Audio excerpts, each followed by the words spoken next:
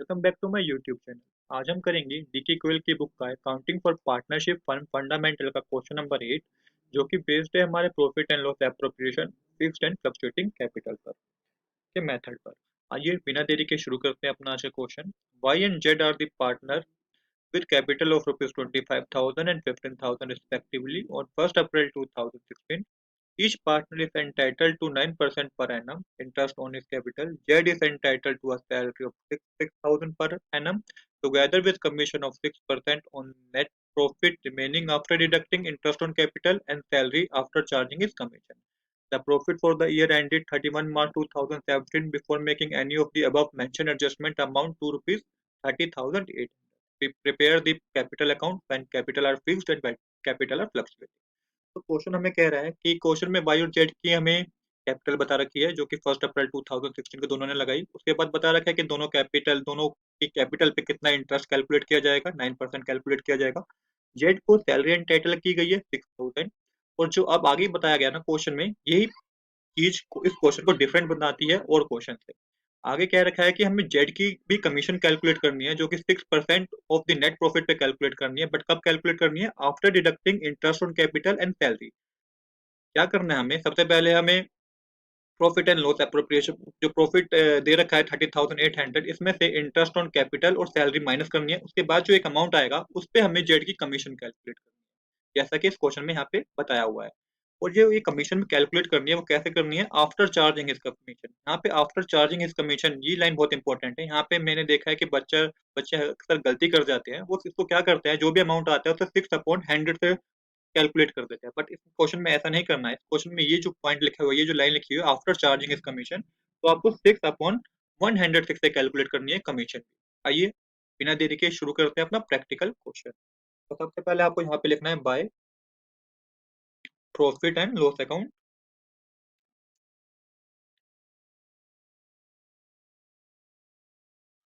And loss account, जो कि है 30,800। यहाँ पे 30,800 आप लिख दीजिए। अब यहाँ पे कैलकुलेट कीजिए इंटरेस्ट, तो लिखिए interest on interest on capital. सबसे पहले हम वाई का कैलकुलेट करेंगे, इंटरेस्ट ऑन कैपिटल। वाई ने कितना कैपिटल लगाया था? 25,000 कैपिटल लगाई थी। मल्टीप्लाई कर दीजिए इसे 9/100। तो हमें पता है कितना आएगा, 2250 आएगा। सेम ही तरीके से आप जेड की भी कैलकुलेट कीजिए capital, interest on capital. Z ने कैपिटल 15,000 लगाई थी, मल्टीप्लाई से कर दीजिए 9/100। इसको जो कैलकुलेट करके आएगा वो आएगा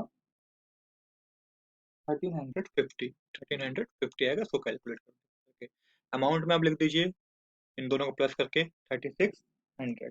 अमाउंट की कॉलम में आ जाए 3600। अब हमें क्या करना है? हमें जेड की सैलरी भी दे रखी है, तो यहाँ पे लिखिए टू जेड सैलरी। जेड की सैलरी कितनी है? जेड की सैलरी पर एनम की दे रखी है, क्योंकि यहाँ पे पर एनम लिखा हुआ है। याद रखिएगा क्वेश्चन में कई बार यहाँ पे पर मंथ लिखा होता है, जो कि छोटी छोटी बातें आपको समझनी होगी। अगर पर मंथ लिखा होता तो आप 6,000 को 12 से मल्टीप्लाई करते हैं, पर यहाँ पे पर एनम लिखा है तो आपको ऐसे करने की जरूरत नहीं है। आपको इसमें लिख देना है 6,000, क्योंकि जेड की सैलरी हमें पर एनम पूरे साल की दे रखी है। अब क्या करना है? आप क्वेश्चन में वही चीज आ गई है जो इस क्वेश्चन को डिफरेंट बनाती है। ये अब हमें कमीशन कैलकुलेट करनी है। कैसे कैलकुलेट करनी है? सबसे पहले हमें प्रॉफिट में से डिडक्ट करना है इंटरेस्ट ऑन कैपिटल और सैलरी, फिर जो अमाउंट आएगा उस पे हमें कमीशन कैलकुलेट करनी है, वो भी आफ्टर चार्जिंग इस कमीशन वाले मेथड। तो आइए एक बार समझते हैं इसके वर्किंग नोट, इसको वर्किंग नोट्स के जरिए। सबसे पहले आप यहाँ पे लिखिए 30,800।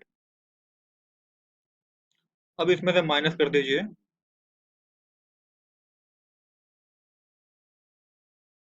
3,600 और फिर माइनस कर दीजिए 6,000। जैसे क्वेश्चन में क्या आ गया है कि हमें एक कमीशन इन दोनों को डिडक्ट करके ही कैलकुलेट करनी है। तो हमारे पास आएगा 21,200। तो 21,200 मल्टीप्लाई कीजिए इसको 6/106 से। अभी मैंने बताया 106 इसलिए करेंगे क्योंकि यहाँ पे हमें जो दे रखा है आफ्टर चार्जिंग इस कमीशन दे रखा है, तो 100 में हम 6% जोड़ देंगे, जो कि 106 होगा। तो यहाँ पे 21,200 का 6/106 से कैलकुलेट करेंगे, जो कि आएगा 1200। इससे हमें पता चल गया कि जो कमीशन है जेड की वो कितनी है, 1200। तो यहाँ पे आपको लिखिएगा कि टू जेड कमीशन, कितनी है जेड की कमीशन? 1200। तो यहाँ पे आप 1200 लिख दीजिए। अब सेम आपको वही करना है, आपको क्या करना है, आपको प्रॉफिट कैलकुलेट करके दिखाना है। तो यहाँ पे लिखिए टू प्रॉफिट, टू प्रॉफिट। तो वाई का भी आपको कैलकुलेट करना है और जेड का भी कैलकुलेट करना है कि वाई और जेड को कितना प्रॉफिट हुआ होगा। तो इसको भी कैलकुलेट करने का तरीका वही है।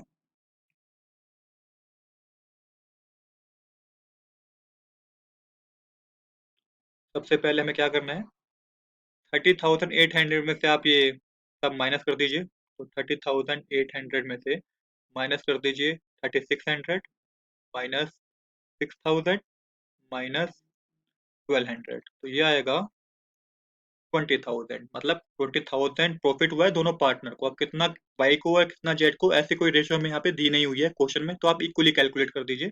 तो हम मानेंगे कि 10,000 प्रॉफिट हुआ है वाई को और 10,000 ही प्रॉफिट किसको हुआ है, जेड को हुआ है। यहाँ पे आप लिख दीजिए 20,000, लिख दीजिए 20,000, लिख दीजिए अमाउंट के कॉलम में।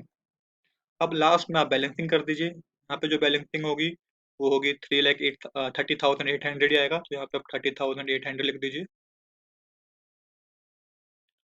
30,800। और सेम यहाँ पे भी सेम बैलेंसिंग आएगी 30,800। देखिए कितने सिंपल तरीके से ये क्वेश्चन हमारा सोल्व भी हो गया। मैं आपको समराइज करता हूँ कि इस क्वेश्चन में डिफरेंट क्या किया हमने।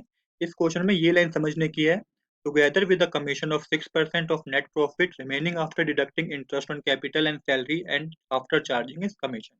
तो हमें इसमें क्या था, नया जेड की कमीशन भी कैलकुलेट करनी थी। कैसे कैलकुलेट करनी थी, प्रॉफिट में जो भी हम प्रॉफिट दे रखा था उसमें से इंटरेस्ट ऑन कैपिटल जेड की सैलरी माइनस करके जो अमाउंट आता था उसपे से हमें 6 अपॉन में 106 से इसको सोल्व करना था। 6 अपॉन में 106 से सोल्व करके हमारे पास 1200 आया। हमने 1200 यहाँ पे लिखा, उसके बाद हमें प्रॉफिट कैलकुलेट करना था, जैसे कि सेम है ये तो, जो कि हमने पिछले क्वेश्चन में भी किया है। तो प्रॉफिट आया 20,000। यहाँ पे हमें कोई ऐसी रेशो गिवन नहीं थी कि किस रेशो में हमें प्रॉफिट को बांटना है, तो हमने इसको इक्वली बांट दिया। देखिए कितने सिंपल तरीके से हमारा profit and loss appropriation account बन भी गया।